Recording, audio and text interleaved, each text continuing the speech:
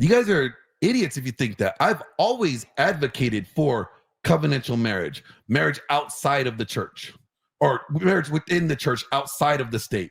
I have always advocated for that. I don't advocate for guys getting into a legal contract with men or with women when they know that the contract that they're signing is actually stacked against them. Incentivizes the women to break the contract and men get the punishment. I don't agree with that, but I do agree with guys getting married within the church. That's I've always said that. I've always held that standard, but minimizing the risk is what's necessary.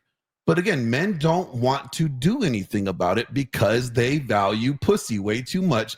They don't want the woman to not want to give them pussy, so they're not changing the laws. I mean, that's just what it is. And here's the thing. Think about this. If the laws were changed to where you cannot use a no-fault divorce to gain assets or resources from the man that you're divorcing or the woman you're divorcing, then people would be way more cautious and picky when it comes to actually getting married. The real problem is that people have inflated dating to equate to marriage. They have inflated, the getting to know each other part is equal to marriage, because there used to be more time and steps in the courtship process. That is correct. Yeah, you guys would not move in with each other until you got married. That was a big thing back in the day, right?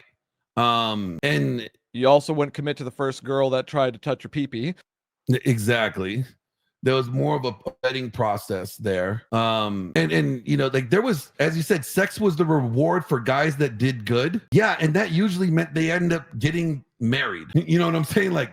They got married and then now they get the reward, which is sex. Now women are giving out the sex before the commitment, and it just devalues the relationship.